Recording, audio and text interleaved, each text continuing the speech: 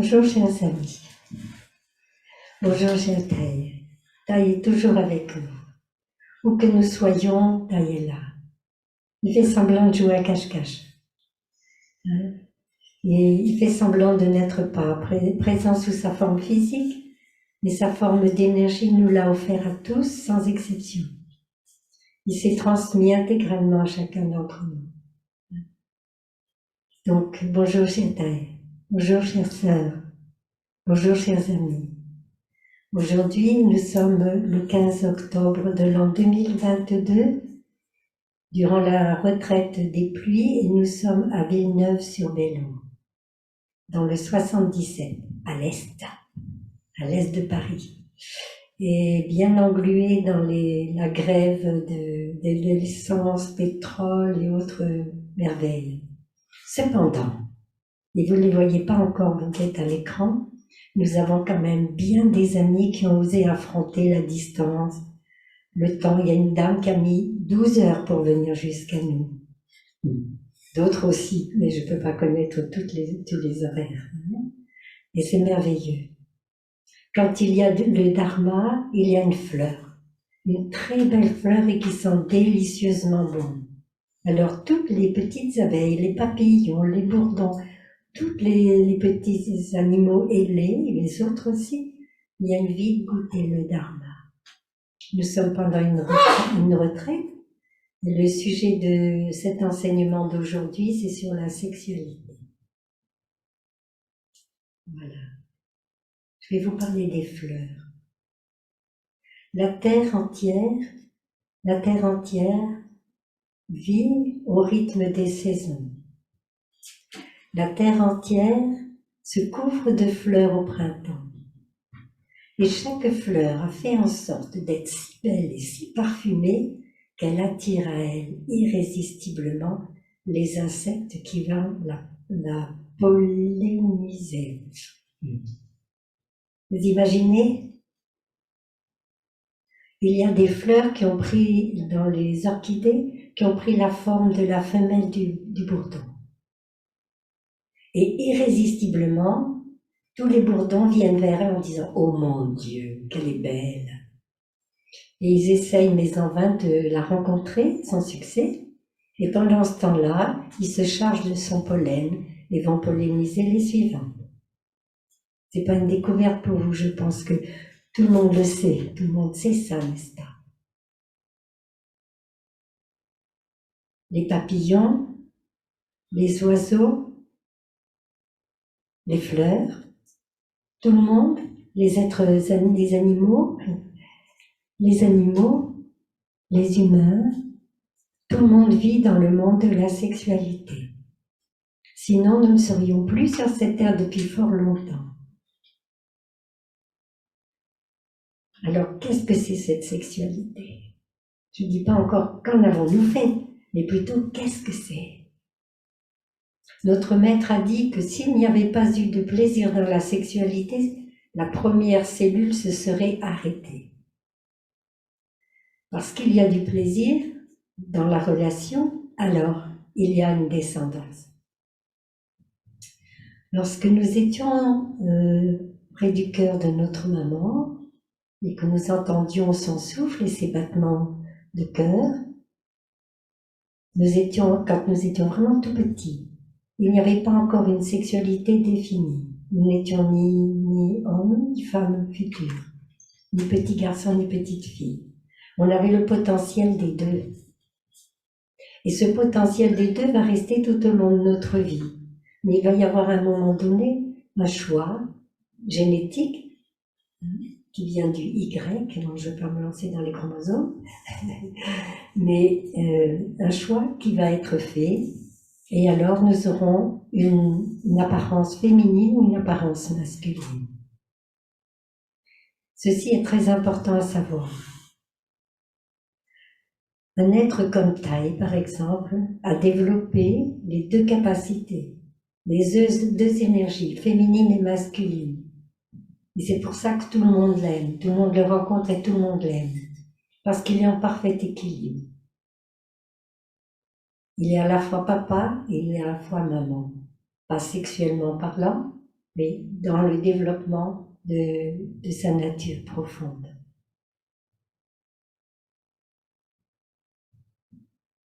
Savez-vous que les arbres, les plantes sont extrêmement intelligents? Jamais un arbre ne va polliniser ses propres fleurs. Il va commencer par émettre du pollen. Ces étamines vont se développer, s'ouvrir. Ça nous concerne complètement. Il va ouvrir progressivement les petits sacs de pollen, va lâcher son pollen. La partie féminine de la fleur n'est pas prête à recevoir le pollen. Alors c'est parfait. C'est transporté par les abeilles, c'est transporté par les bourdons, c'est transporté par le vent. Ça pollinise les autres fleurs. Et lorsque l'arbre a fini de lâcher son pollen, alors la partie femelle se prépare à recevoir le pollen d'autres arbres. Vous vous rendez compte? L'intelligence incroyable qui est dedans. Cette conscience très très profonde qui est à l'intérieur de tout ce qui nous entoure. Pour les animaux, il y a des temps pour la relation. Ça ne se fait pas tout au long de l'année, à part chez les singes. Alors, la relation se présente en général chez les grands ruminants à l'automne. Et ils vont porter des enfants qu'ils mettront au monde plus tard. Il y a des escargots qui sont hermaphrodites, ils se débrouillent tout seuls. Ils n'ont pas besoin de partenaires, mais cependant, ils ont des partenaires. Et ils portent les deux sexes. C'est très important de voir que nous sommes, au départ, porteurs des deux, de façon à bien comprendre comment notre sexualité se développe. Nous regardons en profondeur et nous pouvons regarder et voir comment nous, êtres humains, pouvons être attirés par une autre personne. Cette attirance, elle est génétiquement programmée. On la transporte avec nous. Et on va la porter à travers toute notre vie. C'est une programmation. Je regarde de temps en temps l'écran, de temps en temps nos amis. Ne pensez pas que je vous abandonne. Je sais que vous êtes là. Et merci aux sœurs qui ont organisé ça. C'est très important de pouvoir voir clairement que nous sommes des êtres complètement ouverts, à la fois jeune fille, jeune femme, jeune homme, les deux. Et que nous avons cette capacité. Il y a une vraie prédominance dans la définition génétique, mais il y a les deux potentialités. Et je pense que je parlerai plus tard de ce qui se passe à l'heure actuelle dans nos vies. Un enfant, s'il est élevé dans un lieu où il n'y a pas trop de télévision, de jeux, de choses comme ça, ne va pas développer sa sexualité trop jeune. Il va y avoir une maturation, comme un fruit. Nous maturons doucement. Il y a un moment donné où les hormones vont se réveiller. Et ces hormones vont bouleverser notre vie. Ces hormones vont transformer notre vie. On devient pré-ado. Ça commence à bouger. Extérieurement, nous sommes des enfants. Mais ça commence à bouger. Les hormones commencent à se mettre en route. Et maintenant, de plus en plus jeunes. À cause des bonnes hormones que nous avons absorbées en mangeant de la viande, des poulets piqués aux hormones et autres délices. Alors nos petits deviennent ados à 10 ans ou moins, quelquefois moins, manifestent des les signes extérieurs de leur sexualité. Donc tout doucement, ça se développe. Ça entraîne des mouvements psychologiques de grande ampleur, avec des moments, des bouffées d'énergie qui grimpent en eux, ils ne savent pas pourquoi. Ils deviennent agressifs, ils deviennent violents, ils se mettent à pleurer, et on ne sait pas pourquoi. C'est l'ordinateur hormone qui se met à bredouiller quelque part pour nous préparer à devenir un être adulte. C'est très important. En même temps, le corps se développe. Il se développe rapidement. Les bras se mettent à pousser à toute allure, les jambes à toute allure, le tronc, la tête, le cou. Et notre maître nous dit, ils deviennent, et on a été ça, ils deviennent maladroits. Alors ils ont beaucoup de reproches. En fait, du fait de la longueur des membres, ils renversent les objets. Avant, pour atteindre le verre, c'était facile. Le bras avait cette longueur-là, donc souvenez-vous qu'on a une conscience profonde qui a tout enregistré, on en parlera au tableau là, l'alaya. Et donc, cette alaya nous a programmés pour pouvoir, par exemple, moi toujours maintenant avec la taille que j'ai, je sais que je dois tendre le bras comme ça ou comme ça ou comme ça pour les récupérer. Mais maintenant, si j'ai un bras qui se met à pousser très vite, je vais mal calculer mon élan pour saisir l'objet. Et je vais tendre la main et je vais renverser le verre. Tu peux pas faire attention? Eh ben oui. Si vous pouvez essayer de vous souvenir de ça, faire passer le message quand vous voyez quelqu'un qui se fait gronder, un jeune ado qui se fait gronder, au moment où il grandit, ils grandissent très vite à ce moment-là. Donc progressivement, au fur et à mesure que ces hormones vont se mettre en route, les organes sexuels vont se développer. Donc une petite fille va devenir une petite fille, elle va commencer à avoir un peu de poitrine, c'est tout petit. Il va y avoir aussi quelques poils pubiens sous les ailes aussi. Pareil pour le garçon. Et on voit tout doucement apparaître une petite ombre sur la moustache ou sur les joues, quelque chose comme ça. Ce sont les hormones. Nous sommes des êtres sexuels. Et c'est bien comme ça, puisque nous sommes programmés pour nous reproduire, pour donner naissance à d'autres générations qui vont succéder aux générations précédentes, à la nôtre, et ainsi de suite. Et c'est ainsi que nous nous transmettons de génération en génération. Est-ce que tu veux donner un son de cloche, ma chérie?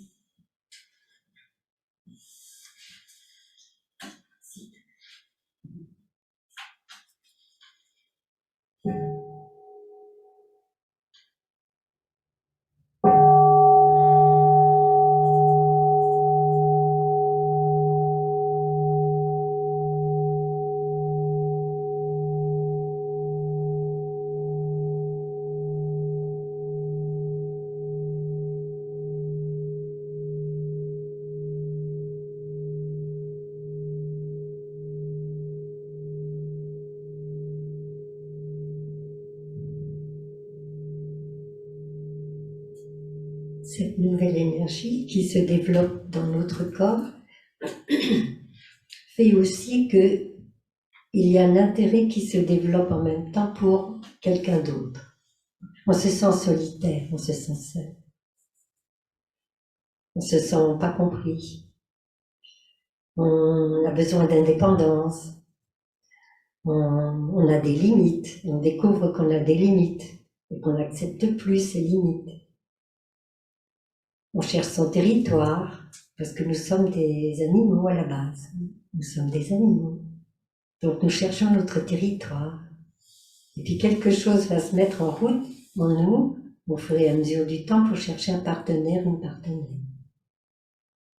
Et notre corps tout entier va être tourné dans cette direction-là. Et c'est naturel, c'est normal, puisque nous sommes programmés pour ça. Il ne faut pas avoir honte de ça, il faut voir comment nous sommes programmés. plus les hormones se stabilisent, plus les hormones se stabilisent, plus la personne va prendre de stabilité, moins ce sera difficile pour les parents. Tu vois des sourires, hein? Moins ça sera difficile pour les enfants, parce que c'est très important aussi de voir la souffrance de nos petits quand ils traversent des moments comme ça, qu'ils ne peuvent pas comprendre. Ils n'arrivent pas à comprendre ce qui se passe. Et plus nous allons nous entraîner et faire voir à ces enfants et à nous-mêmes, si nous sommes concernés, l'évolution. Nous avons développé nos 6 sens. Dans la tradition bouddhiste, on dit qu'il y a 6 sens. Nous connaissons 5 sens, n'est-ce pas? Tout le monde. Nous connaissons les 5 sens. Mais il y a le 6e sens qui est le mental. Et je vais faire au tableau pour vous expliquer comment ça fonctionne. Mais pour le moment, j'explique la théorie, après on regardera sur un tableau. Donc, quand nous étions dans le creux, près du creux du cœur de notre maman, nous avions des plaisirs déjà. Ces plaisirs étaient notre pouce, jouer avec le cordon ombilical, on a des photos, hein, c'est pas des inventions, ce ne sont pas des inventions.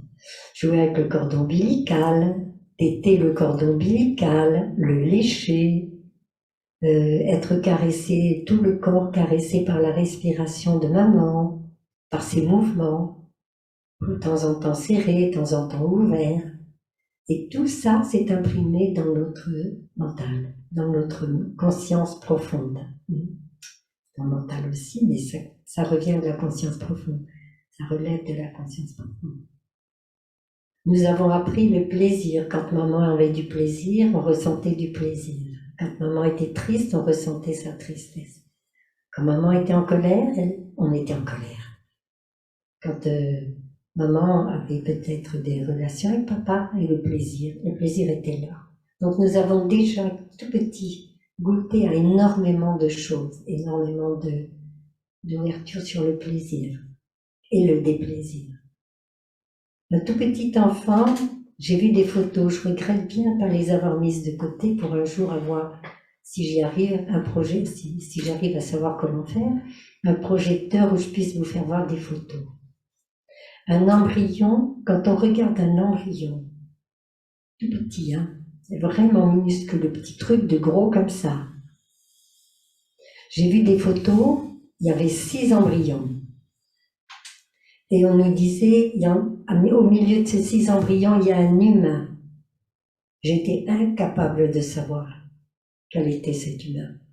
On voyait le développement un peu plus loin, et on regardait à nouveau. On nous faisait voir 6 photos. Où est l'humain? Pas capable de le trouver encore. Et au moment où les autres ont commencé à avoir une queue, par exemple, on s'est dit, ça c'est pas un humain. Elle est toute petite la nôtre. Un coccyx, c'est vraiment ce qu'il nous reste, c'est pas grand-chose. Donc en regardant comme ça, on se rend compte qu'on est vraiment, la base, c'est vraiment, de l'humain, c'est vraiment aussi la vie animale, le développement de la vie animale. Donc quand on était dans le cœur de maman, près du cœur de maman, on a ressenti tout ce que maman ressentait. On s'est transformé en humain, tout doucement, mais vraiment tout doucement. Et comme on ressentait tous les plaisirs, on a ressenti tous ces déplaisirs. Donc si un jour vous connaissez une maman qui atteint un bébé, il faut lui dire. Chaque fois que vous avez du plaisir, il faut l'annoncer à votre enfant. Mon chéri ou ma chérie, voilà. Je respire tout doucement, ça c'est du plaisir. Retiens que ça, c'est du plaisir. Et quand je suis en colère, mon petit chéri, voilà. Tu sens, ça c'est vraiment désagréable. Alors ça, c'est parce que je suis en colère. Mais tu n'es pas responsable de ma colère. Lui dire, mais tu n'es pas responsable de ma colère. C'est très important, vous savez. Parce que l'enfant peut prendre ensuite, avoir des sentiments de culpabilité très forts. Donc tous nos sentiments, c'est bien nous arrêter, nous, adultes, de nous arrêter, de les reconnaître, de pratiquer. J'inspire, j'ai un sentiment quelconque qui me traverse, je m'arrête. J'inspire, j'expire, je suis en contact avec quelque chose qui vient de me toucher. Vous vous entraînez, après vous arrivez à le faire facilement et c'est très rapide. Vous nommez la chose. J'inspire, j'expire, cette sensation est agréable. J'expire, je souris, je me détends. Je sais que c'est une sensation agréable, je me détends, je l'accepte, je l'accueille, je lui fais une place, je l'accepte. Si c'est et on la garde dans notre esprit le plus longtemps possible pour arroser les bonnes graines qui sont dans notre conscience profonde. Après, on a une mémoire de quelque chose d'agréable. Quand la sensation est désagréable, on s'arrête, on la reconnaît, on la nomme, sensation déplaisante, sensation désagréable. On respire avec, on l'apaise, elle va redescendre un petit peu plus petite si on en a bien pris soin. Si on n'en prend pas soin, à l'intérieur de notre conscience profonde, la conscience de base, alors à du tréfonds, à ce moment-là, on va la conserver plus grosse. Et quand elle va redescendre, elle sera plus grosse, donc plus facile à se réveiller. D'accord? C'est important de savoir ça. Donc, pour les sensations agréables, on les garde dans la conscience. Pour les sensations désagréables, on les apaise le plus vite possible pour qu'elles redescendent et qu'elles dorment tranquillement. Tout au long de notre journée, nous essayons de pratiquer comme ça. Je vais demander à ma sœur si elle peut me préparer un petit peu de thé. Parce que, voilà, un petit peu de nécessité.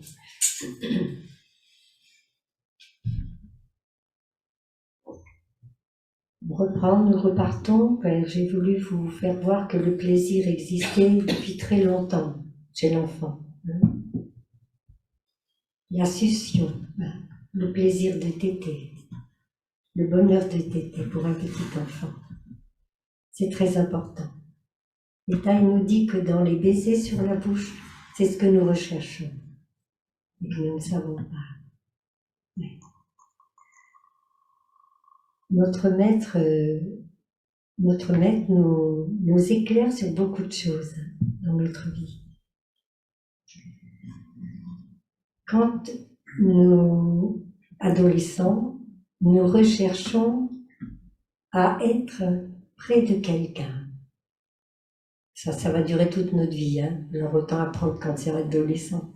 Quand on était petit, c'était déjà ça, mais quand on est adolescent, puisqu'on parle de sexualité aujourd'hui, on peut voir que nous sommes attirés, sans le savoir, par un physique qui nous a attirés et rassurés quand on était enfant. Là, il nous a raconté une histoire très, très grande, très profonde, qui illustre bien ça. Dans un café, un homme est assis à une table, il boit son café. Tranquillement.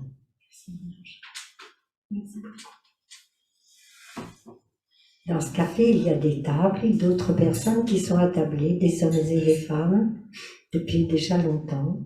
Ils regardent, ils contemplent. Mais d'un seul coup, il y a quelque chose qui va bouleverser sa vie et qui va faire que tout son calme va s'arrêter. Tout ce qui était établi jusqu'à présent va cesser de l'être. Qu'est-ce qui s'est passé? Pardon, parle en français. Que s'est-il passé? Que s'est-il passé? Il vient de découvrir qu'à une table, peut-être 2 ou 3 tables de lui, il y a une jeune femme qui est là. Elle est belle. Il ne peut pas aider. Oui, merci, sœur. Elle est belle, vous n'avez pas idée de ce qu'elle est belle.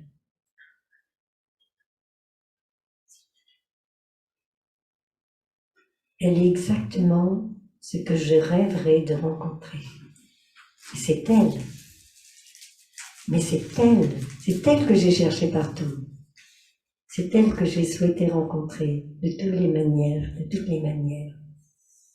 Mais c'est incroyable. Je l'ai regardée 15 fois, 20 fois, 50. Je ne l'avais pas vue. Il faut absolument que je sache où elle habite. Maintenant, je ne peux plus me passer d'elle. Il va falloir que je la trouve, que je la rencontre. Comment vais-je faire pour la rencontrer? Comment vais-je faire pour lui parler? Pourvu qu'elle n'habite pas trop loin, pourvu qu'elle habite dans notre ville, ça y est, c'est foutu. C'est fini. C'est complètement fini. Le calme, le bonheur, c'est terminé. Il est amoureux. Ça s'appelle un coup de foudre. Ou bien tomber amoureux, vous vous rendez compte? C'est terrible les mots qui sont employés pour parler de ça. Que s'est-il passé, demande. Il a bien vu, elle n'a pas du tout attiré au départ. Pas du tout. Il a regardé, quoi. Mais il s'est passé quelque chose. Elle s'est penchée en avant pour prendre sa tasse de thé, de café, je sais pas. Et là, la vie a basculé. Le rideau de ses cheveux a glissé sur son visage. Il a vu son oreille. Il est sauvé. C'est comme ça que ça se pratique. Amoureux, tomber amoureux. Et qu'est-ce qui s'est passé? Quand il était tout petit, qu'il était malade, qu'il avait mal au ventre et qu'il pleurait, qu'il appelait au secours pour être secouru, elle est venue. Elle a ouvert les rideaux. Elle s'est penchée en avant et le rideau de ses cheveux a couvert son visage. Et il a vu son oreille. Et à cet instant-là, il a été saisi dans les bras de sa maman, de sa tante, de sa grand-mère, peu importe. Il était sauvé. Il était sauvé. Il n'avait plus rien à craindre. Et elle l'a embrassé, elle l'a tenu sur son cœur, elle lui a donné à manger, elle a posé son petit ventre. Ce sont des mémoires lointaines qui sont enfermées à l'intérieur de notre conscience de base et qui font que nous sommes de temps en temps irrémédiablement attirés. L'autre jour, j'ai vu un jeune homme, un monsieur que j'aime bien. Il m'a présenté sa jeune femme. Je connais sa maman. Il doit aimer beaucoup sa maman, parce qu'elle lui ressemble beaucoup. Elle ressemble à sa maman, elle est belle comme sa maman. Elle a la même énergie, elle est très très agréable. Alors c'était elle, quoi. Ça ne pouvait pas être autre chose, c'était elle. Mais c'est pareil pour les dames, hein. Comme il est beau, comme il est merveilleux. Donc, je regarde l'heure un peu parce que je ne veux pas passer trop de temps.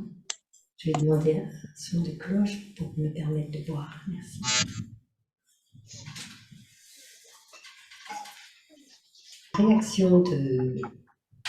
La réaction de ce monsieur, il avait choisi un monsieur. Donc la réaction de ce monsieur remonte à sa petite enfance, et même avant, au moment de sa naissance. Lorsque nous naissons, nous sommes propulsés de force hors du paradis terrestre. En Asie, on dit le palais de l'enfant. Le palais de l'enfant, près du cœur de maman.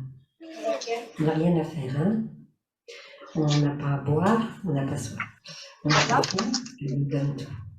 On n'a pas froid parce qu'on est au chaud. On n'est pas ébloui par la lumière. On n'est pas gêné par les sons parce que c'est à travers l'eau. On n'a pas la pesanteur. On est à l'aise. Quand on est propulsé hors du corps, de force, dans la souffrance, dans la difficulté, dans l'incompréhension, parfois la colère.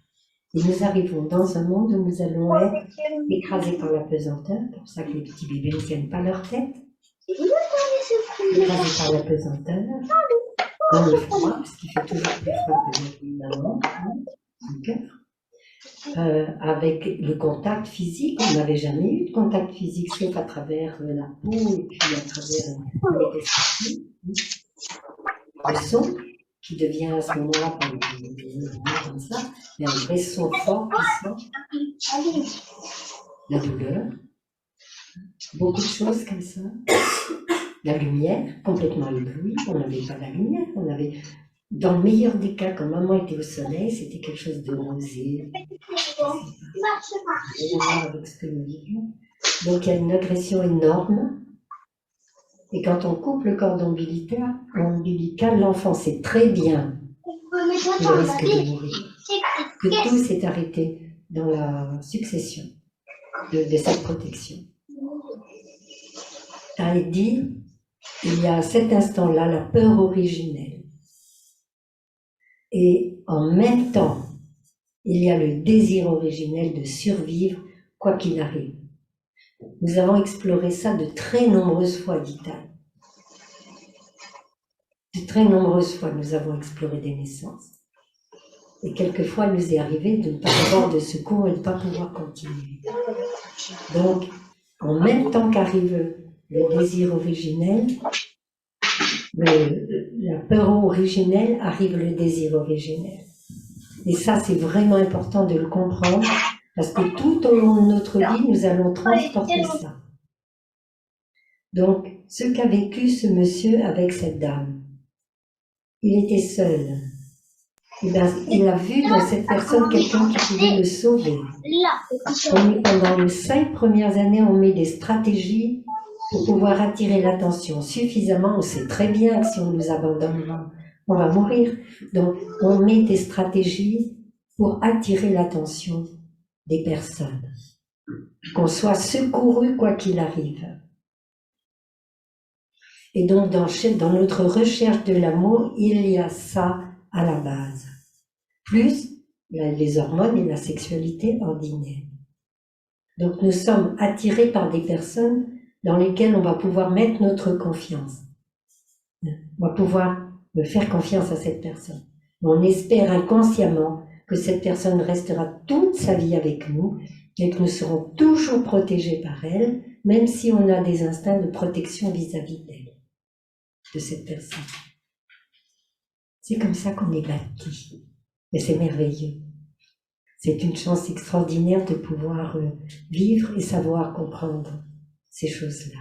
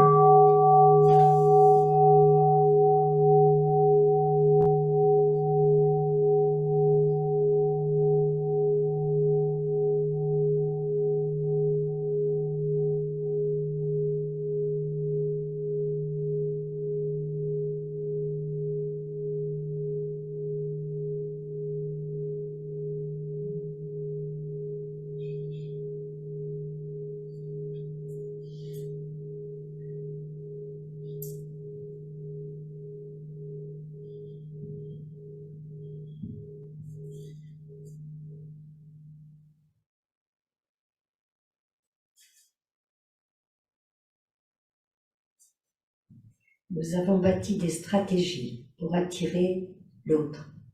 Tous, toutes, sans exception. Et ces stratégies, bâties donc depuis la petite enfance, se sont peaufinées pendant 5 ans, comme je vous l'ai expliqué, pour savoir par quel biais je pouvais attirer le secours de papa, de maman, de grand-père, de grand-mère, des professeurs, des gens qui m'ont entouré. Et on continue tout au long de notre vie à avoir cette stratégie. Elle ne va pas nous quitter, sauf si on en prend conscience et qu'on se rend compte qu'au moment où on agit comme ça, on met en place une stratégie pour obtenir quelque chose. C'est bien. Ça n'a rien de méchant. Ça n'a rien de mal.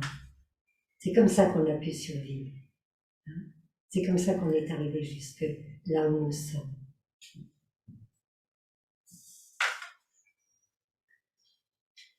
Donc là, on a pris l'exemple, la rencontre de cet amour s'est faite par les yeux. Vous êtes d'accord? Il l'a vu. Mais nous avons 5 sens, je vous le développerai sur un tableau. Nous avons 5 sens. Nous avons l'olfaction aussi, le nez, l'odeur. Un être sexué émet une odeur particulière. On appelle ça phéromone, complètement non saisissable par l'odorat. Quelque chose qui est simplement destiné à la reproduction. Comme les fleurs émettent un parfum, nous émettons un parfum. À certains moments de notre existence, quand on est jeune, très fort, et plus on vieillit, moins fort. C'est bien comme ça. Moins de soucis. Donc, ces phéromones vont intervenir. Et il y a aussi les odeurs corporelles naturelles qui vont créer le désir, attirer ou repousser, et qui vont créer le désir, qui vont soutenir le désir. Le désir de ne pas être seul, le désir de trouver quelqu'un qui va nous aider, quelqu'un qui va nous protéger, quelqu'un qui va nous aimer. Donc, il y a ça. Et comme nous sommes des humains qui avons développé beaucoup de capacités, on a pris l'habitude, pas tout le monde, sinon ça serait irrespirable dans la pièce, de se parfumer et de laisser une trace odorante, non seulement visuelle, mais odorante, très intelligent. Et il disait, vous vous rendez compte du nom des parfums que l'on met qui existent, comme par exemple poison, c'est parfait ça, hein. Reviens, c'est clair, hein, les messages, hein, c'est clair. Des messages comme ça qui sont inscrits dans le nom des parfums. Le parfum qui s'appellerait, je ne sais pas, Sauvage. Ah oui, oui, oui. Il y en a un qui s'appelle Sauvage. Il y avait une grande affiche, mais grande, pas aller à quart de la pièce, là. Hein? On voyait un monsieur avec un aspect sauvage. Des bagues, Vous vous rappelez d'avoir vu ça, hein? Tout le monde, hein? Hommes et femmes, hein? On ne pouvait pas l'éviter, celui-là, hein? Moi, j'aurais pas aimé le rencontrer, hein? Mais il y en a chez qui ça fait des voilà. Bon, alors on se teint de sauvage, quoi. On met cette odeur, et comme il y a eu l'image, quand on passe à côté de cette personne, il est sauvage. Voilà, et on ne sait pas, hein, vous savez, c'est quelque chose de complètement inconscient. C'est quelque chose de complètement inconscient. Il y a des eaux de toilette, des hommes, hein, et des femmes, qui sont faits pour. Des déodorants qui sont faits pour. Et il y a même des parfums dans lesquels il y a des phéromones pour capturer, retenir. Nous sommes rentrés dans une civilisation que je ne critique pas. Quand j'ouvre des pages, des fenêtres pour y voir clair dans cette évolution. Nous avons développé dans notre civilisation le plaisir des 6 sens. Et beaucoup, hein, mais vraiment beaucoup. Je me suis promenée dans les galeries marchandes avec des frères et sœurs. Oh, les pauvres petits, quoi. Petits, pas petits. Pauvres êtres vivants.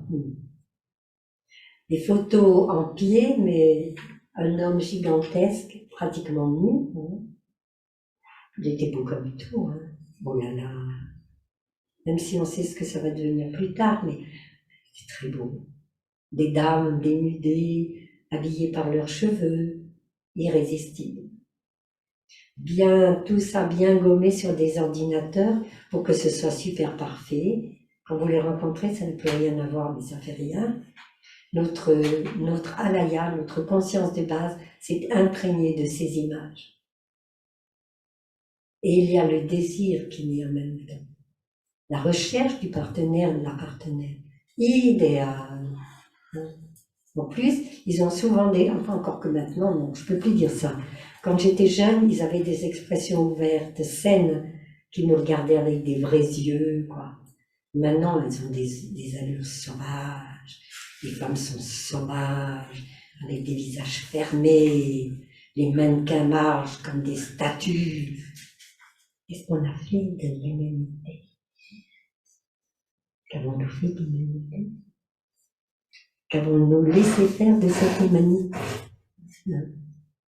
Il faut revenir à des choses simples. Je suis tellement contente de vous voir avec vos beaux visages naturels et simples. Des vrais visages, quoi. Des humains, vous êtes des humains.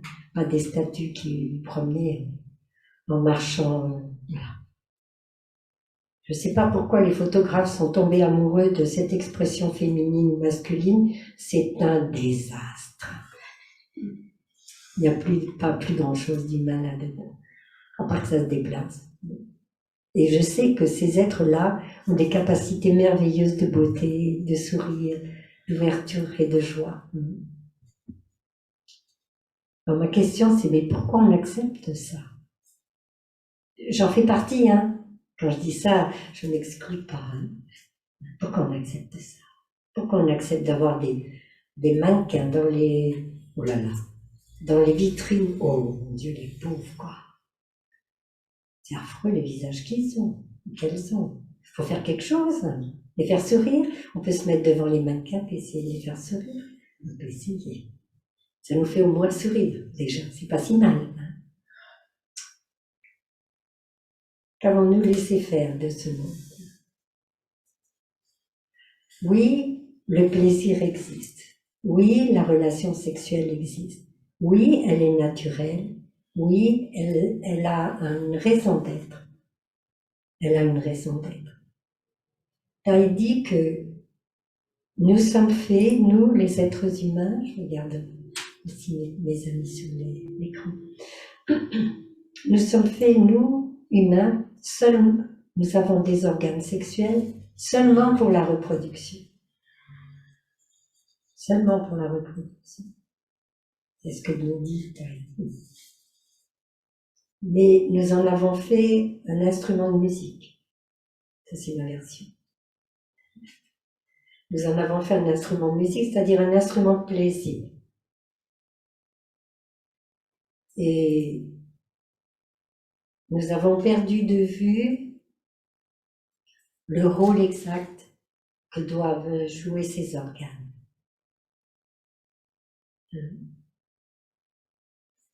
La relation entre deux êtres qui s'aiment est un trésor. C'est quelque chose d'infiniment beau. Et l'acte d'amour peut être quelque chose d'infiniment beau, infiniment spirituel.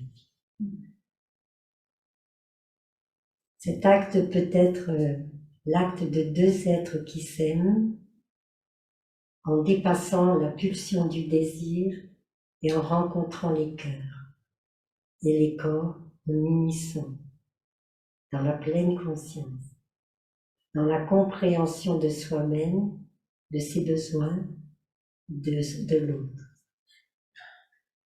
Qu'est-ce que je peux faire pour que mon amour que je porte dans mon cœur puisse être développé d'une manière parfaite avec la personne que j'aime, avec qui je suis en rencontre intime. Je ne veux pas donner mon corps de façon sans pleine conscience, juste pour courir après le plaisir. Je veux une vraie rencontre. Je veux quelque chose de beau. Il ou elle est quelqu'un que j'ai choisi. Il ou elle joue un rôle très important dans ma vie. Et aujourd'hui, je vais rencontrer cette personne de façon intime. Alors là, je vais ouvrir ça ne sera pas une porte-fenêtre, ça va être un ventail, quelque chose de grand, immense. Donc, vous rencontrez quelqu'un qui vous plaît. S'il vous plaît, ne la touchez pas, ne le touchez pas. Oui, oui, oui, je sais, je vais à contre-courant comme d'habitude. Gardez ça pour plus tard. Il vous plaît, rencontrez cette personne. Découvrez qui est cette personne. Qu'avons-nous en commun, toi et moi? Toi qui m'attires tant. Qu'avons-nous en commun? Est-ce que je serai capable de rester avec toi longtemps? Est-ce que je serai capable de m'asseoir pendant des heures les samedis après-midi à regarder les matchs de rugby et à crier chaque fois qu'il y a un but, une transformation? Est-ce que j'aurai la même énergie que toi? Ou bien je rêverai à tes côtés d'aller me promener au bord de la Marne, par exemple? Est-ce que j'aurai la capacité de faire du yoga avec elle, de l'accompagner à son cours, de rencontrer ses copines? Oh là, mon Dieu, non, je suis pas sûre. Que vais-je faire de ma vie? On va avoir tant d'heures ensemble. Qu'est-ce qu'il aime? Qu'est-ce qu'elle aime? Et moi, de mon côté, qu'est-ce que j'aime? Qu'est-ce que j'aimerais ne pas détruire de ma vie pour lui plaire? Il y a des choses auxquelles je tiens beaucoup. Mais est-ce que je suis capable aujourd'hui, parce que je suis amoureuse, de lâcher tout? Alors je dis, je suis bien sûre que je serais capable de ne pas faire ça. Mais si c'est essentiel pour mon équilibre, et que je fais ces efforts désespérés, il y aura un moment où ça va lâcher, hein, c'est sûr. Il y aura une frustration, il y aura de la colère, il y aura plein de choses comme ça qui vont naître, qui se développer.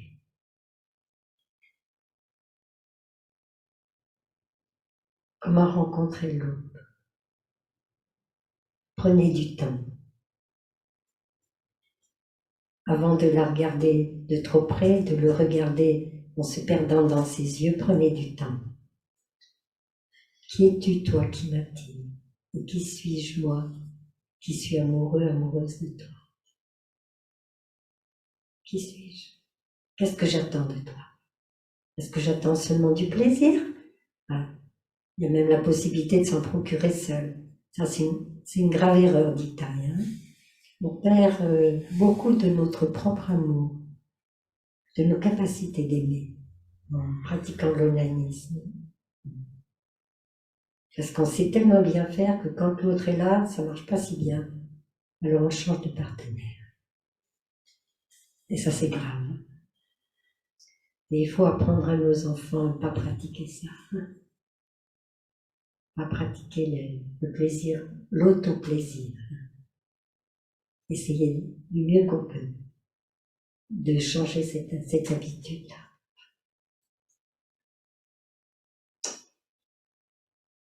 Et je vous dis, si vous voulez commencer à vous en approcher vraiment, prenez au moins un mois, hein, peut-être 2, peut-être 3.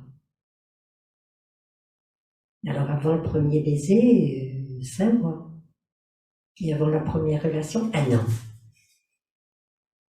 2 ans. Ça dépend de vous. Ça dépend d'elle ou de lui. Pourquoi je vous dis ça? Si vous saviez le goût que ça a quand on attend longtemps, vous seriez emballé. Alors vous allez me dire, de toute façon, si je ne lui cède pas, il ou elle va partir. C'est pas vrai. Croyez pas ça. Il y a aussi dans nos esprits du jugement. Trop facile, dangereux. Trop facile, ça va pas durer. C'est dangereux. Avec du temps, on apprend à se connaître, on apprend à sortir ensemble, on apprend à se rencontrer en profondeur, on a le temps de se raconter ce qu'on a vécu, ce que l'autre a vécu. C'est très important. C'est vraiment très important. Je sais que je vous parle de quelque chose qui vous parle à l'envers de ce qui est. Et les enfants. Tous ces enfants qui sont abusés sexuellement parce que leurs parents ne savent pas comment gérer leur propre énergie sexuelle. Ou bien, et ça c'est pire, pour moi, enfin c'est pire, je ne sais pas si c'est pire, Pour moi, c'est quelque chose, vous voyez, ça me fait bouger.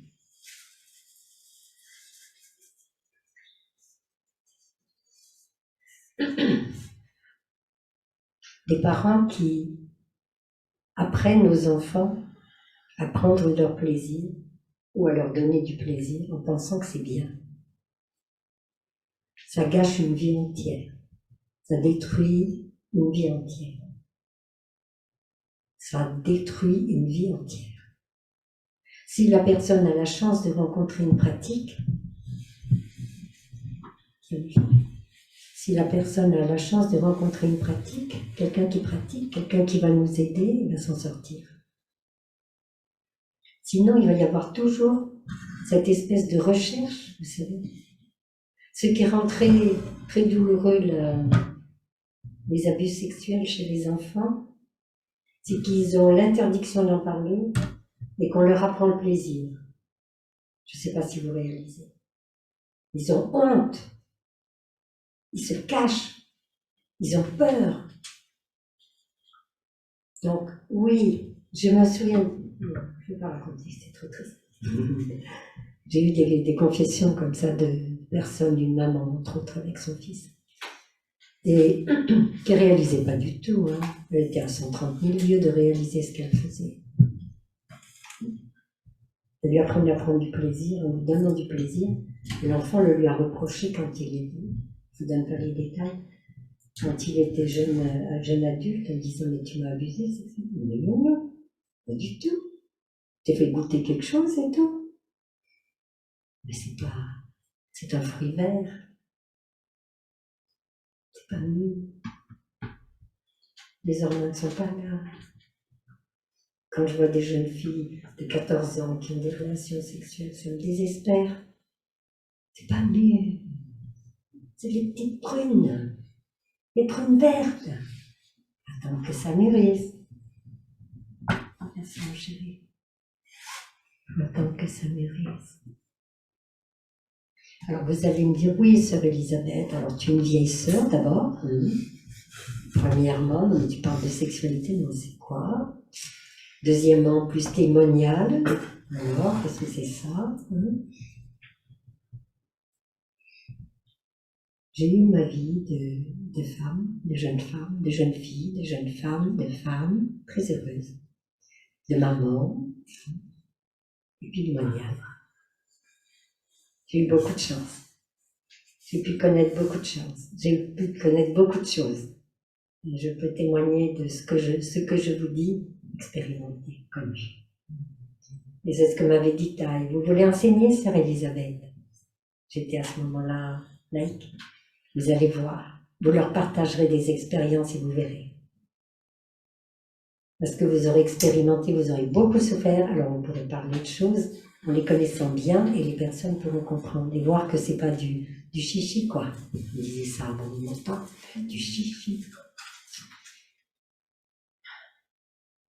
Oui. Nous avons mis en route une société, j'en fais partie, hein. Nous avons mis en route une société qui est dans le Monsieur Plus. Vous avez connu cette publicité Monsieur Plus à la télé? Non, trop jeune. Alors il préparait, je sais pas quoi, on va dire Benelux, ça. Il était en train de préparer des cookies et des choses comme ça, puis il y avait un monsieur qui venait avec un gros sac de cacahuètes ou d'amandes, un truc comme ça. Et pendant que le monsieur tournait, et en pensant que lui, il avait mis assez, il versait dedans. Alors avant, quand j'étais petite fille, je mangeais un carré de chocolat avec un gros morceau de pain. Et puis maintenant, les gâteaux, c'est gâteau, chocolat, gâteau. Et puis peut-être encore chocolat et gâteau dessous. Vous avez qu'à voir, faire un petit tour. Mais c'est vrai, je ne raconte pas des mensonges, n'est-ce pas? On a pris l'habitude de développer sans frein, sans limite le plaisir. Plaisir des yeux, on est très sollicité. Le plaisir de l'odorat, j'en ai parlé tout à l'heure. Le plaisir de l'oreille. Cette voix, c'est extraordinaire. Je connais une dame qui a perdu quelqu'un qu'elle aimait beaucoup, qui vivait encore, mais qui l'a quitté, qui vit avec quelqu'un d'autre. Et il a une voix très particulière. Cette personne a une voix très particulière. Elle ne s'est pas remise de ce départ. Elle est très âgée. Elle ne s'est jamais remise de ce départ. Et elle a quelqu'un dans sa famille qui lui téléphone et elle dit « Oh mon Dieu, je l'adore ce garçon. Il est gentil avec moi, mais c'est un bonheur de l'entendre. La même voix. » Je lui ai jamais dit. Je lui ai jamais dit, mais chaque fois que je lis l'appareil, oh, c'est incroyable, c'est le même. Avec la même douceur, le même timbre de la voix. Elle aurait 24 ans, elle serait amoureuse de lui, ça c'est sûr. Donc, l'oreille. On a vu les yeux, le nez, l'odorat, la bouche, le goût. J'en ai parlé avec le petit bébé qui tétait son pouce, etc. La peau, le contact. L'odeur de la peau, mais le contact de la peau. On ne peut pas se laisser toucher par n'importe qui, ça c'est clair, mais le contact de la peau est très important aussi. Et toutes les pensées que l'autre transporte et que nous transportons peuvent se rencontrer et donner une force à cet amour, à ce désir. Alors il est temps de regarder, je regarde l'heure en même temps, ça fait 1 heure que je parle, parce que j'ai commencé un peu tard. Il est temps de regarder en profondeur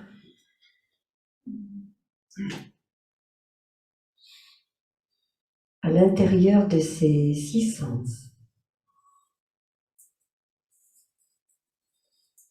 Le Bouddha nous a dit « Rien ne demeure sans nourriture ». Rien ne demeure sans nourriture. Essayez d'imaginer quelque chose de vivant qui n'est pas nourri.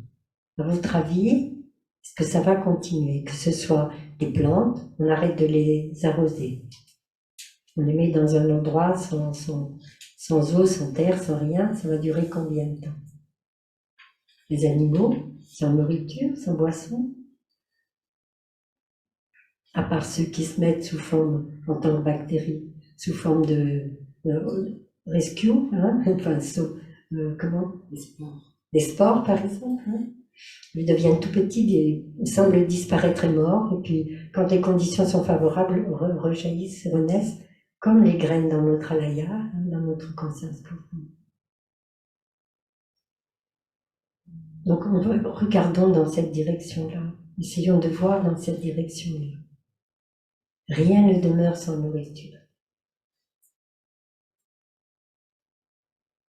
Notre désir, nous devons regarder profondément si ce désir est un désir seulement sexuel, le désir d'avoir une relation avec quelqu'un pour se sentir mieux, parce que c'est soulageant. Il y a beaucoup de tensions qui partent, énormément d'énergie. Énormément d'énergie. Vous n'avez pas idée. On appelle ça la petite mort.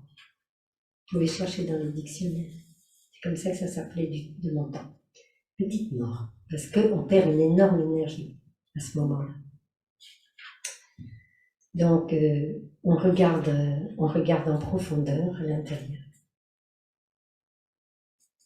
Et on peut découvrir, tout doucement, ce qui est le désir réel et ce qui est l'amour. C'est pas la même chose. Dans l'amour, il y a aussi du désir. Mais ce n'est pas le moteur. Ce n'est pas le moteur. Si on est attiré sexuellement par quelqu'un, on a le droit. On est humain, nous sommes aussi des animaux. Nous sommes des fleurs, hein, nous sommes des animaux, nous sommes des humains. Tout est là. Je n'ai pas encore vérifié, parce que je ne suis pas assez sage et assez concentrée pour aller vérifier la sexualité de la Terre elle-même. Je suis sûre qu'il y a quelque chose à voir là-dedans. Il faudra que j'approfondisse. Donc, bien regarder là-dedans. Est-ce que ce qui me pousse vers toi qui m'attire tant. C'est quelque chose concernant la peur originelle et le désir originel. Bien regarder, s'il vous plaît. Est-ce que j'ai besoin d'être rassurée? Est-ce que j'ai besoin de trouver un partenaire ou est-ce que j'ai trouvé un partenaire? Comprenez la différence? Ça va? Vous aussi, ça va?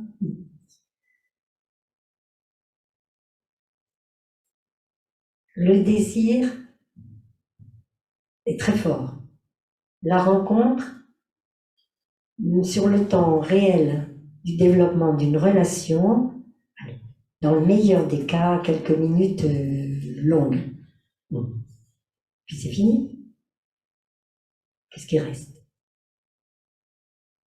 Un soulagement, ça c'est clair, un soulagement physique d'une tension qui était là dans le désir et qui est achevée. Et qu'est-ce qui reste? Où se trouve la tendresse? Où se trouve la rencontre après? Où se trouve l'amour après?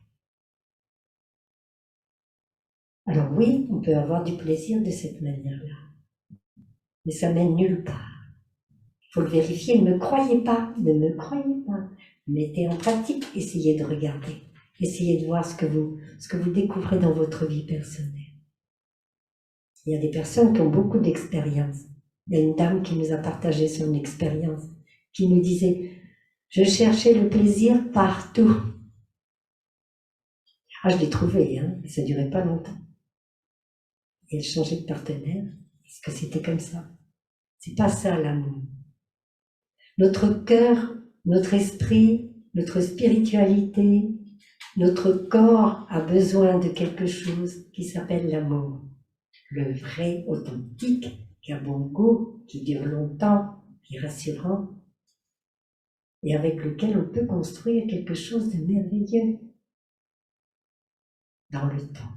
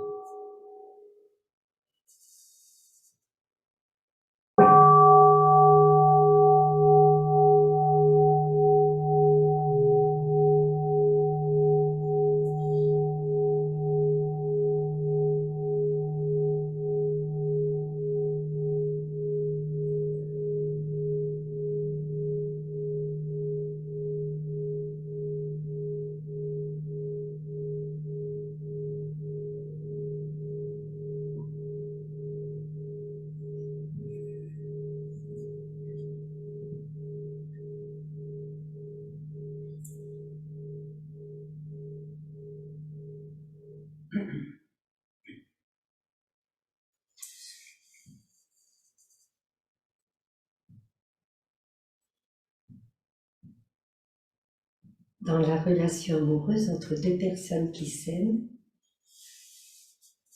rien ne prouve que la relation de cet ordre-là sera parfaite dès le début. Il ne faut pas y croire. C'est la compréhension de soi-même, la compréhension de l'autre, l'amour que l'on a pour l'autre, le respect qu'on a pour son propre corps et soi-même, le respect qu'on a pour le corps de l'autre personne, les gestes de tendresse. On peut rester assis à se tenir la main. Ça fait un peu romantique et rococo, mais croyez-moi, c'est un goût délicieux. Et tout doucement, en vivant lentement, calmement avec l'autre personne, découvrir nos propres besoins, les besoins de l'autre, et donner naissance à une famille qui va durer, qui aura des racines, qui apportera du bonheur à soi-même, autour de nous, aux partenaires. Oh, sœur Yagni, t'es une vieille sœur, hein? Tu nous parles de quoi? Je parle d'amour, vous savez. Je suis revenue sur cette terre que pour l'amour. Hein. C'est vrai, hein, cette fois. Hein. Je me suis munie d'un trésor. Je me suis munie d'un trésor. Alors attendez, il va falloir que je trouve ça en français. Ah mais oui, j'y suis tombée. Et en plus, merci beaucoup, je suis tombée directement sur la page. Ça s'appelle L'amour véritable. Dans les 14 entraînements, la pleine pardon. 14 entraînements, la pleine conscience. Très précieux. Je lis. Amour véritable pour les membres laïcs. Moi je dis les amis laïcs. Conscient que le désir sexuel n'est pas l'amour et que les relations sexuelles, motivées par l'avidité, entendez là, désir, ne peuvent pas dissiper les sentiments de solitude, mais qu'elles engendrent encore plus de souffrance, de frustration et de solitude. Vérifiez ça dans vos vies. Nous sommes déterminés à ne pas avoir de rapport sexuel sans compréhension et amour mutuel, sans engagement profond, durable et connu de nos proches. Sachant que le corps et l'esprit sont un, nous nous engageons à apprendre les moyens appropriés pour prendre soin de notre énergie sexuelle et à cultiver la bonté aimante, la compassion, la joie et la non-discrimination pour notre propre bonheur et pour celui des autres. Nous devons être conscients de la souffrance qui pourrait être provoquée dans le futur par nos relations sexuelles. Nous savons que pour préserver notre bonheur et celui des autres, nous devons respecter nos engagements, ainsi que les droits et les engagements d'autrui. Nous ferons tout notre possible pour protéger les enfants des abus sexuels et pour empêcher les couples et les familles de se briser à cause de comportements sexuels irresponsables. Nous traiterons notre corps avec compassion et respect. Nous sommes déterminés à regarder profondément les 4 aliments et à apprendre les moyens de préserver et de canaliser nos énergies vitales, sexe, respiration et esprit pour réaliser notre idéal de bodhisattva avant de contribuer à l'apparition de nouvelles vies. Nous serons pleinement conscientes de notre responsabilité et nous méditerons régulièrement sur leur futur environnement. Pour les membres monastiques, consciente que l'aspiration profonde d'un moine ou d'une moniale peut seulement se réaliser lorsqu'il ou elle abandonne complètement les liens charnels. Nous nous engageons à pratiquer la chasteté et à aider les autres à se protéger. Nous savons que les sentiments de solitude et de souffrance ne peuvent se dissiper par un rapport sexuel, mais plutôt par la pratique de la bonté aimante, de la compassion, de la joie et de la non-discrimination. Nous sommes conscientes qu'un rapport sexuel détruirait notre vie monastique, nous empêcherait de réaliser notre idéal du service des êtres humains, des êtres vivants, et nuirait à la vie d'autrui. Nous apprendrons les moyens appropriés de prendre soin de notre énergie sexuelle, car on en a bien sûr. Nous sommes déterminés à ne pas opprimer notre corps, à ne pas le maltraiter, à ne pas le considérer comme un instrument, mais à nous occuper de lui avec compassion et respect. Nous sommes déterminés à regarder profondément les 4 aliments, pour préserver et canaliser nos énergies vitales, sexe, respiration, esprit, afin de réaliser notre idéal de bodhisattva. C'est youpi! On a trouvé maximum. C'est merveilleux ce qui a été fait, écrit là. Hein. Bravo Shirtai, bravo la Sangha, d'avoir trouvé des... Vous savez, ça représentait beaucoup d'heures de travail, ces textes-là. Quand je suis arrivée en 85 auprès de notre maître, quand elle était je l'ai rencontrée en 85, elle était 86, j'ai été en contact avec les 14 entraînements. Pour chaque entraînement, il y avait 2 lignes ou 3 lignes, ou plus. Et tout doucement, Taïa vu, il faut leur dire, il faut leur expliquer, il faut le détailler, il faut trouver, il faut chercher, il faut y arriver, quoi. Et donc, il y a cette merveilleuse, c'est merveilleux. Avant, ça s'appelait des préceptes. Il paraît que ça fait peur, alors maintenant, ça s'appelle des entraînements. C'est rigolo. Mais c'est vrai, on s'entraîne. Je vais vous raconter une histoire. Vous savez que c'est mon habitude. Mais c'est une histoire vraie. Nous étions en été, au hameau du Bas, au village des Pruniers, au hameau du Bas. Il y en a qui connaissent parmi vous, là? Oui, bien sûr. Et il y avait des belles jeunes femmes allemandes, très mignonnes, presque nues, bien déshabillées. Alors, c'était marqué sur le texte pour les invités à venir qu'il fallait être couvert, relativement couvert, si possible bien couvert.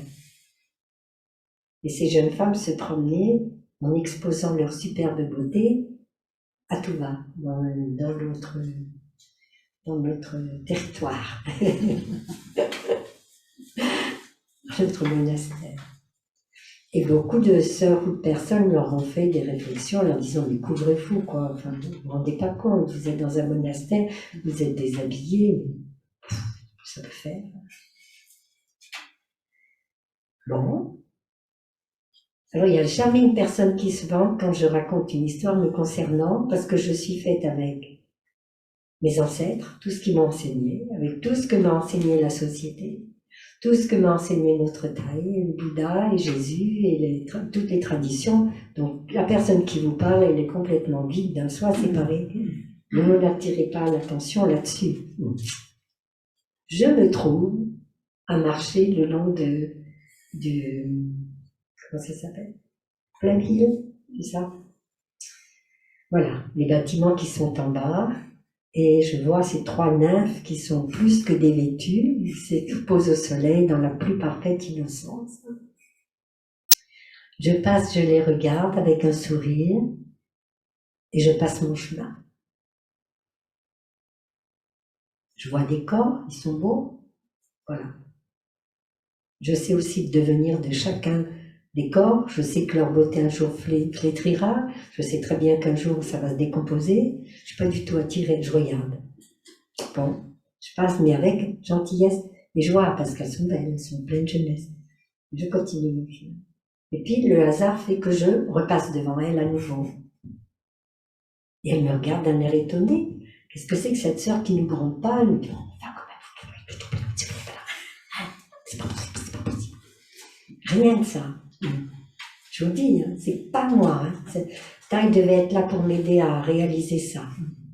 Je les regarde, je dis, oh, mais vous êtes drôlement belles, hein, toutes les 3. Alors la réaction en face, hein, très contente. Elles me disent, vous ne nous dites rien parce qu'on est déshabillés?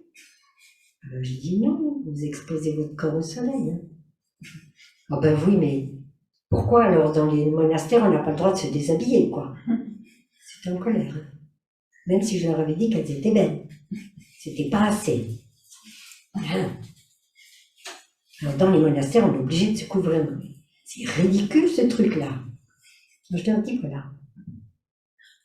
Nous sommes des êtres sexués. Vous savez ça? On est sexués. On est des dames. Et puis les frères sont des messieurs. On est sexués. Donc on a forcément des hormones. Et on a forcément des désirs. Quand je vois un beau corps comme ça peut toucher une graine à l'intérieur de moi. Je me suis promis d'être chaste. De ne pas avoir de relations sexuelles. Pour avoir le plus grand temps possible pour être pour vous là, disponible pour vous, pour mes sœurs, pour mes frères, pour vous aimer, pour vous comprendre. Si je passe du temps avec quelqu'un, j'aurai un tout petit bout de mon temps libre pour m'occuper de vous. Donc, on a fait cette démarche, on a accepté de laisser notre désir dormir au profit de développer notre amour. On utilise notre pulsion sexuelle pour la transformer en sublimation, en amour pour tout le monde. C'est super. C'est pas toujours facile, mais c'est super. Et donc, je leur explique ça. Et je leur dis, voilà, moi, je ne suis pas attirée par les femmes, mais supposez que je sois attirée par une femme. Vous avez des corps magnifiques. Ça va toucher ma graine de mémoire, de désir. Et je vais être perturbée. Je vais être perturbée pour 1 jour, 2 jours, 10 jours. Si je ne sais pas arrêter de cultiver cette graine, je risque de repartir dans ma vie de laïque et de perdre tout mon calme, tout mon bonheur. Et même si vous êtes des femmes, et que je suis une femme, et que je ne désire pas une femme, un bras bien fait, une jambe bien faite, un dos très beau, ça peut éveiller une image d'homme, de mon époux, l'ex-époux, de ma vie sexuelle. Ça va leur réveiller suffisamment peut-être, si je laisse mes yeux posés dessus longtemps, pour que la nuit, ça revienne. Mais que ça m'enlève toute ma joie, ça m'enlève toute ma stabilité, ça m'enlève tout mon bonheur. Et qu'il faille que je lutte à nouveau pour reprendre le pas sur ce désir, que je reprenne le pas sur ce bonheur perdu. Ah, d'un seul coup, j'avais expliqué, dans l'alaya, il y a plein de graines. Je vais vous faire le dessin de l'autre partie. Il y a plein de graines, il y a des souvenirs, mais on n'oublie rien, savez-vous? Nous n'oublions jamais rien. Tout est inscrit définitivement dans notre conscience de base. Faites attention à ce que vous voyez, ce que vous entendez, ce que vous touchez, ce que vous sentez, ce que vous goûtez et à quoi vous pensez. Les films que vous regardez, les histoires que vous entendez. Tout est inscrit définitivement dans notre alaya. Pas moyen de les effacer. On ne peut que ne pas les cultiver pour qu'ils deviennent tout petits, nous fiche la paix. Ne nous dérange plus. Voilà. Et bien, devinez ce qui s'est passé.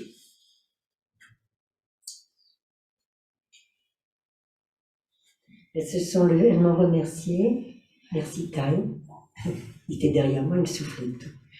Merci Taille. Et puis, elles se sont levées et elles sont allées s'habiller. Il n'y avait pas eu de cris, il n'y avait pas eu d'exigence, il n'y avait pas eu de violence. Il y avait eu une explication suffisamment claire. Merci Taille. Merci le Bouddha. Merci Jésus aussi. Qui m'avait permis d'expliquer ça avec simplicité, sans colère, sans penser que c'était une provocation, même si c'en était une, hein, parce que la façon dont elles étaient en colère, je peux vous dire qu'il y avait de la provocation dedans. C'est ok. Elles n'avaient pas compris, c'est tout. Donc, mettre des gardes à nos yeux, des gardes à notre nez, des gardes à nos oreilles, des gardes à notre bouche, des gardes à notre peau, des gardes à notre mental, pour que ces gardes, quand ils voient apparaître le désir, puissent être calmes, stables, sages. Est-ce que c'est de l'amour ou est-ce que c'est du désir? Est-ce que cette personne est libre? Pas. Est-ce que je suis libre? Pas. Je vais peut-être détruire des ménages. Je vais peut-être laisser des enfants sur le pavé, partager entre des parents. Qu'est-ce que je vais faire de ce désir? Il va durer ce temps-là, là, si je ne le cultive pas. Si je le cultive, ça va bien, ça peut durer des années. Donc, regardons simplement, sans culpabilité. Oui. Tu regardes les personnes qui m'écoutent, Ils sont affolés, ils sont affolés. Vous êtes affolés de ce que j'ai dit? Ça va, tout le monde survit? Vous survivez? C'est bon signe. Bon, je vais passer au tableau, je vais faire un dessin pour que ça devienne plus clair, enfin que ça devienne plus clair, je pense que c'est clair, mais que ça puisse toucher la mémoire visuelle, après la mémoire auditive, la mémoire visuelle, et avec la mémoire visuelle, vous allez pouvoir vous souvenir. Hein? Oui, je perds le tableau. Alors, n'ayez pas peur, on va changer l'orientation du... Attends, je vais prendre ça.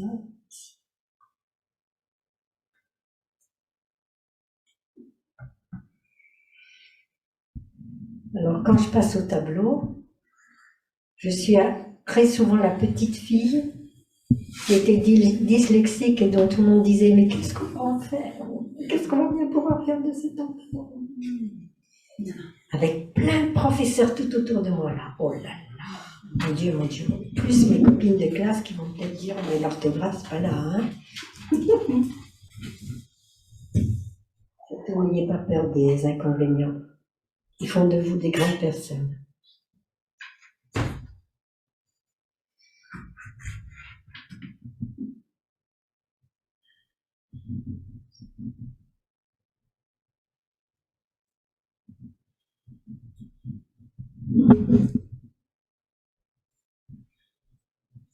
On dirait la pleine lune qui sourit. Un sourire un peu comme ça, mais ça va.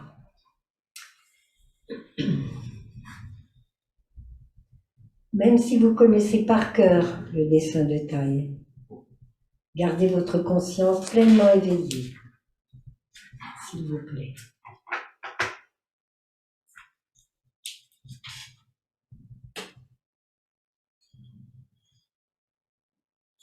Je suis en train de dessiner des cercles sur la partie haute. Et ces cercles correspondent aux 5 sens.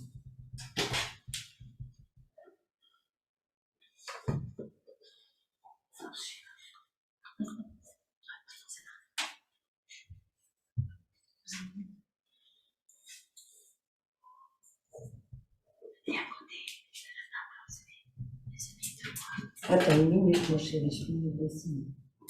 Excuse-moi. Je ne suis pas très rapide. Les raisons que je vous ai expliquées précédemment.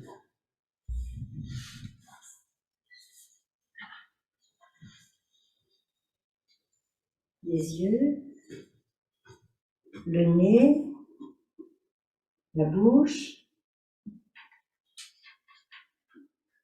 les oreilles, la peau, le mental,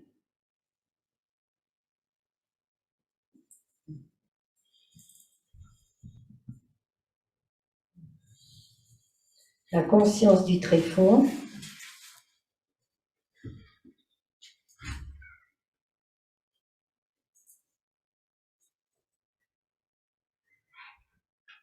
je crois que ça prend un essai, et notre ami Manas qui est là au milieu.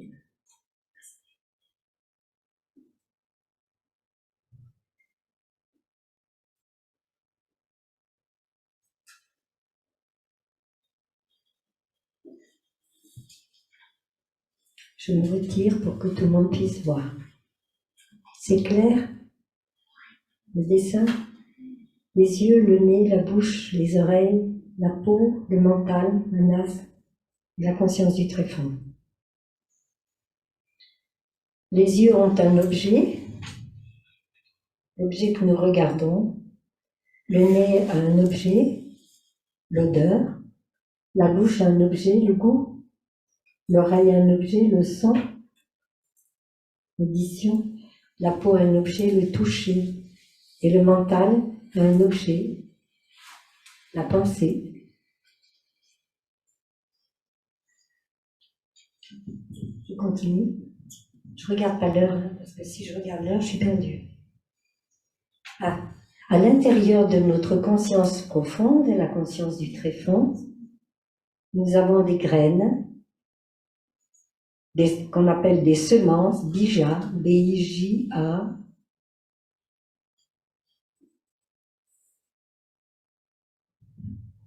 Il y en a qui sont, on va dire, c'est arbitraire, hein, c'est-à-dire,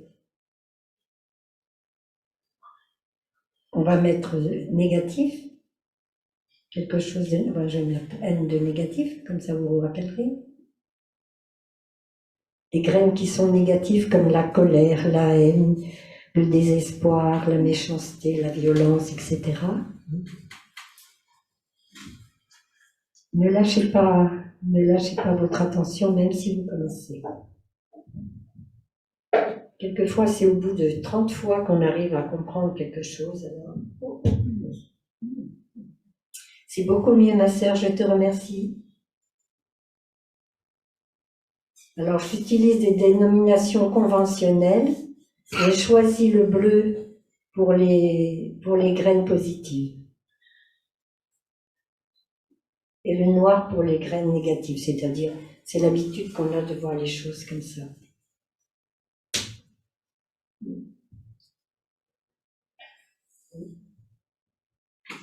Et je vais faire des graines neutres aussi, moitié-moitié. C'est-à-dire des graines qui, si elles sont arrosées d'une certaine manière, vont devenir positives. Si elles sont arrosées d'une autre manière, elles vont devenir négatives.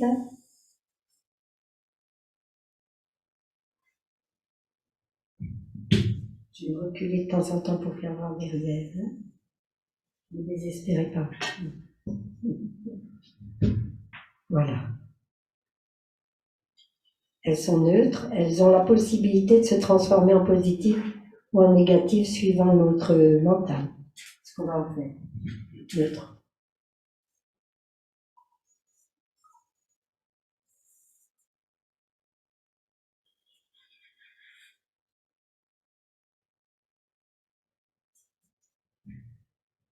Voilà. Je laisse regarder un tout petit peu, ça va?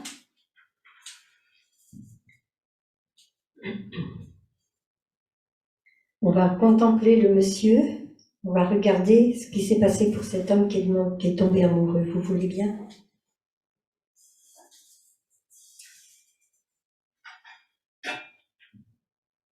L'objet de ses yeux est une jeune femme. L'objet de ses yeux est une jeune femme et il y a la conscience des yeux. C'est-à-dire, quand on voit quelque chose, suivant si cette chose est importante ou pas, ça va développer en nous une capacité à faire monter une mémoire ou pas. Vous pouvez regarder, il avait regardé cette femme 30 fois, hein? Peut-être moins, peut-être plus, 30 fois, on ne voit pas bien. Ah, je suis désolée. Mieux comme ça? Mes amis, vous voyez mieux? Non, elles disent non, elles disent non. Non? Encore, il y a une dame qui dit encore baisser. Baisser. Stop. C'est bon? C'est pas bon. C'est pas bon. Je suis pas pressée. De toute façon. Je peux pas. Ah, voilà. Ah, comme ça. Oui, tout à fait. On attend avec bonheur que les choses se fassent. Vous voyez, quand vous êtes de l'autre côté, là-bas que vous écoutez, vous ignorez tous ces soucis. Mais ça suffit. C'est le maximum, oui. Bon, je suis désolée pour tout le monde, c'est pas parfait, mais c'est le maximum. S'il faut rester à ce côté-là. Si je reste de ce côté-là? Oui, un peu plus. Oui. Comme ça? Oui. Alors, bon. Donc, il y a l'objet, c'est une jeune femme. Une jeune femme. Et il y a la conscience des yeux. Pendant X fois, il a regardé cette femme. C'était dans l'histoire, n'est-ce pas? Il l'a pas vue. Hein. Pourquoi? Parce qu'il n'y avait pas de stimulation émotionnelle derrière. C'est-à-dire, voilà ce qui se passait. Elle était neutre et il n'avait habillé d'aucune émotion. Ok? Donc, l'image de cette femme, cette image-là, qui rentrait par les yeux, par ici, descendait comme ça, et puis allait toucher une graine neutre. Je ne vois pas. Enfin, tu n'attires pas mon attention. Soudain, cette femme se penche, les cheveux glissent sur son visage. Il y a une stimulation forte, émotionnelle qui arrive. C'était, l'image continue à descendre, neutre, hein. Elle descendait ici, elle était neutre. Tout le monde voit, ça va? Mais d'un seul coup, elle touche une mémoire. Donc je vais dessiner, hein. Vous tremblez. Touche une graine neutre, ok? C'est le début. Donc ici, il n'y a pas d'image, il n'y a rien, il ne se passe rien, quoi. Je ne te vois pas. Or, à cet instant-là, il y a un événement qui se passe, quelque chose qui attire son attention. Il faut, pour tous nos 5 sens, 6 sens, il faut que la stimulation soit assez forte pour déclencher l'attention. Plus, on développe à ce moment-là la pleine conscience et la concentration, et on voit vraiment l'objet. On peut aussi le voir, mais voilà. Et là, ce qui s'est passé, c'est que cette stimulation était neutre, donc elle pénétrait pas vraiment, elle n'avait pas de répercussion dans la conscience mentale. Il y a des consciences partout là, hein. Tout est conscience. La conscience était déjà marquée. D'accord?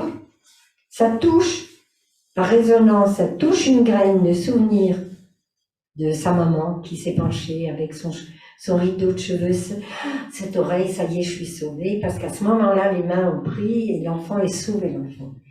Sauvé de la faim, de la solitude, de tout ce que vous voulez. Ça monte immédiatement en flèche dans la conscience. Ça devient conscient. Cet homme n'avait pas la chance d'avoir rencontré la pleine conscience, l'arrêt, la pleine conscience, la respiration. Il n'a pas pu gérer cette émotion. Quelqu'un qui a... Donc on va prendre son modèle, son exemple là, et on accepte ça, c'est très bien aussi. Donc ça arrive comme ça. Et là, pour lui, il a envahi tout ça avec « Oh mon Dieu, sans elle, je ne peux pas survivre. Sans elle, je vais pas. C'est pas possible. Il faut que je connaisse son adresse. Je vais la suivre. Il faut que je paye mon café. Il faut que je me dépêche. Il faut que je sois prêt au moment où elle va sortir, pourvu qu'elle soit pas dans une voiture. Je vais relever son numéro de voiture. Je vais essayer de trouver son numéro de voiture, son nom, peut-être son téléphone. Est-ce que je l'aborde? Est-ce que il est perdu. Il est quelque part là, en train de errer comme une âme en peine après quelque chose qui n'existe pas. Qui existe, mais qui est complètement créé par le mental. C'est bien, on est tous comme ça. On va sourire. Le sourire? On est tous comme ça. Donc il ne faut pas s'en désespérer. On apprend comment faire. On apprend comment comprendre, se comprendre soi-même, pour pouvoir s'aimer soi-même, pouvoir comprendre l'autre et aimer l'autre. C'est juste ça le bouddhisme. Hein? Comprendre pour aimer. Le chemin de la voie, c'est comprendre pour aimer. Donc voilà. Et là, il va faire un gribouillis pas possible. Il va tout perdre de son équilibre. Il va perdre toute sa joie de vivre. À moins que tout à coup, elle se retourne et le regarde. C'est lui. Et alors, ça y est, il croit qu'il est sauvé pour un temps. Et c'est bien. Parce que ça peut être très longtemps. C'est merveilleux. Mais on est en danger. C'est pour ça qu'il faut juste retourner à l'émotion, la reconnaître, respirer avec, et se dire, c'est une émotion forte. Attention, je mets un garde à mes yeux, à mon nez, à mon nez, à ma bouche, à ma peau, à mes oreilles.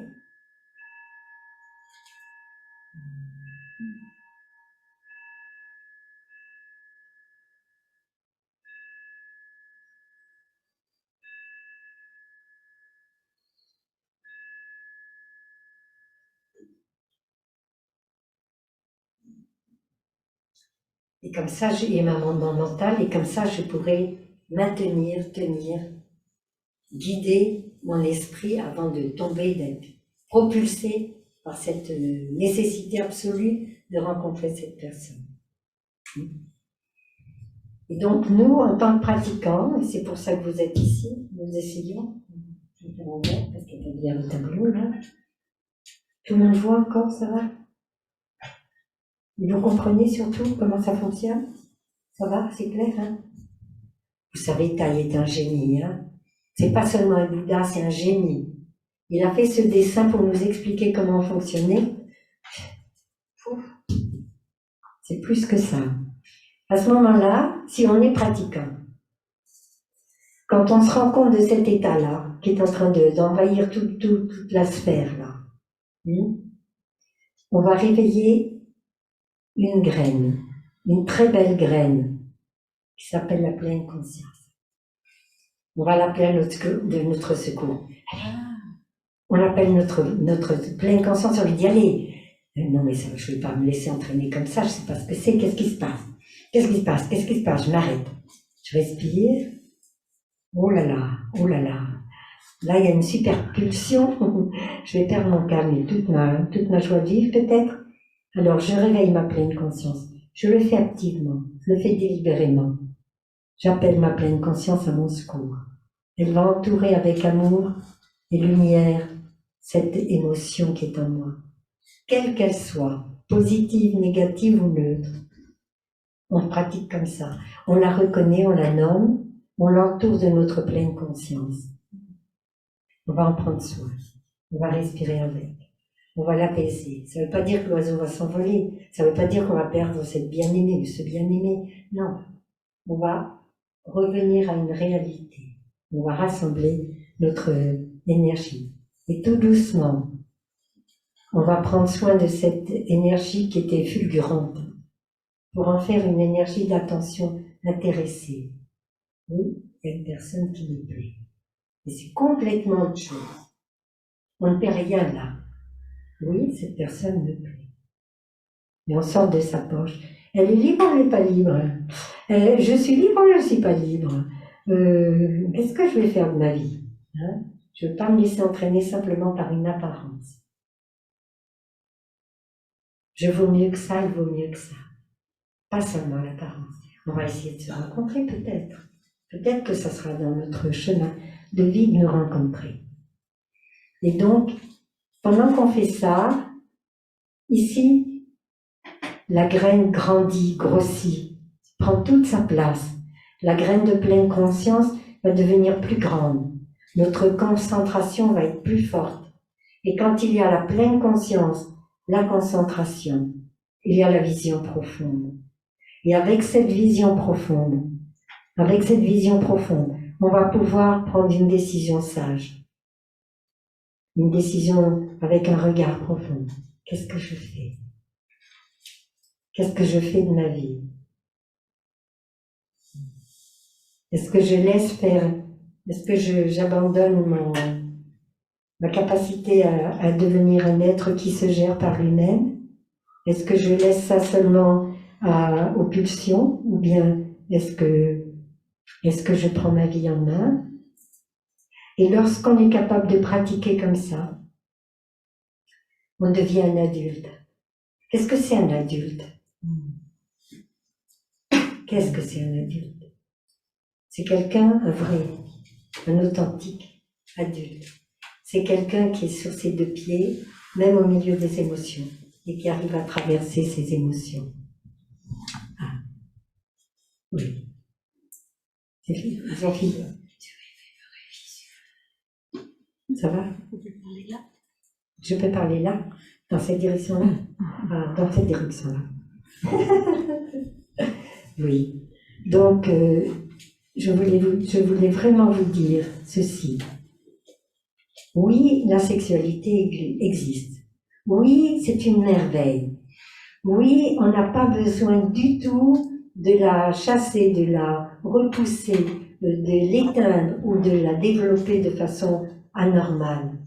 De courir après le sexe juste pour les plaisirs qui durent, voilà, vraiment pas bien longtemps, quoi. Et après on se retrouve comme ça. Est-ce que la personne avec qui je viens d'avoir cette relation m'aime ou pas? Est-ce que je vais construire quelque chose avec cette personne? Et peut-être c'est pas terrible, et peut-être c'est elle quand même, ou c'est lui quand même.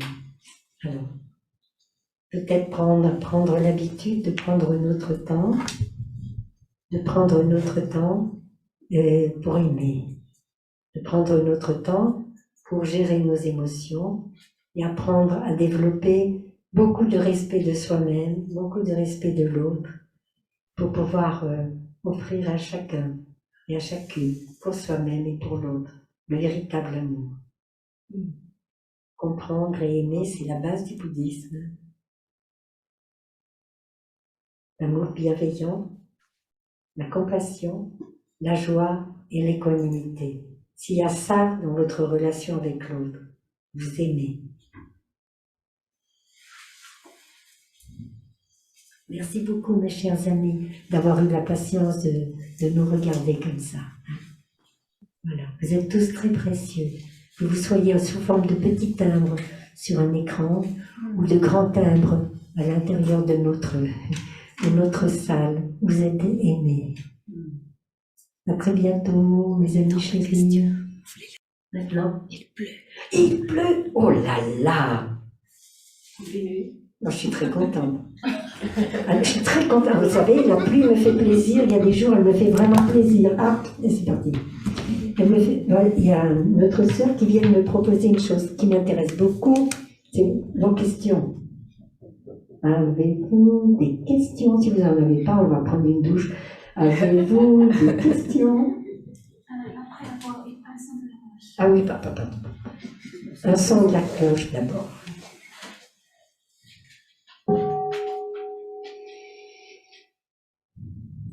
J'inspire et j'expire. On respire profondément, s'il vous plaît.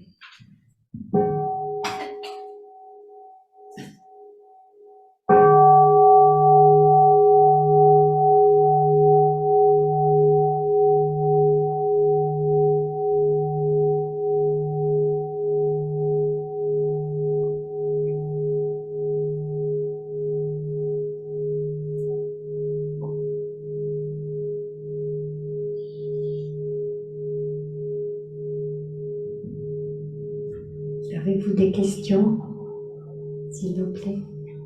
Ça va. Parce qu'on n'a pas beaucoup de temps. Oui. Il pleut, il ne faut pas marcher. On peut marcher comme les escargots avec un gros, un gros parapluie comme ça. On fait comme les escargots. Je laisse mes amis regarder sur les écrans parce que moi je ne sais pas, je vois simplement quelques personnes, donc j'ai aucune idée du besoin ou pas. Je vois mes amis Elena et Felipe, j'ai vu Marie Favot, Marie Cause, enfin tout le monde, quoi. Antonio, yes. Alors oui, il y a une mère qui vient de se lever. Juste. Donc, oui. Oui. Je reste comme ça, oui, dans cette position. Non, c'est là la question. Est-ce que tu pourras gérer le son ici aussi? C'est-à-dire que si tu veux, ça, c'est le son et ça, c'est pas de son. Ok. Donc, il faut que je lui mette le son, c'est ça? Donc, quand il y a question, il faut mettre le son. Quand il n'y a pas de question, éteindre le son. Il faut mettre le son. Okay. Et s'il n'y a pas de question là-bas, éteindre le son.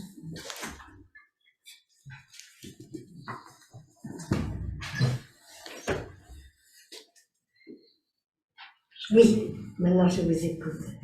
J'avais une question, pas tellement sur le sujet d'aujourd'hui, mais sur le dessin. Oui. que c'est la première fois que je le vois. Ah, Ça me parle parce que... il faudrait lui donner un micro, peut-être. Non, mais ça Sinon, va. je me Tiens. rapproche. Ça Oui. va, ça va. Non, Il y ça va. a le micro là. D'accord, il y a un grand micro devant. Manas, à quoi ça correspond? Ah. Manas, si on le regarde avec les yeux de la psychologie occidentale, c'est l'ego. C'est celui qui s'approprie tout en croyant qu'il y a un soi séparé. Tout à l'heure, je vous ai dit, vous allez entendre une histoire, mais il y a eu mes ancêtres, il y a eu Taille, il y a eu l'enseignement, il y a eu la société. Voilà. Ça, c'est reconnaître qu'on est fait de tout le reste. Là, dans un cas comme ça, il n'y a pas l'ego. Si je dis, vous savez ce que j'ai fait, ça m'a drôlement bien marché. Ça y est, c'est Manas. Manas est aux commandes. Manas est là et aux commandes. Ça répond à la question? Oui. Alors, bien sûr, ça peut se développer énormément. Hein. Quelques heures sur Manas, c'est pas trop.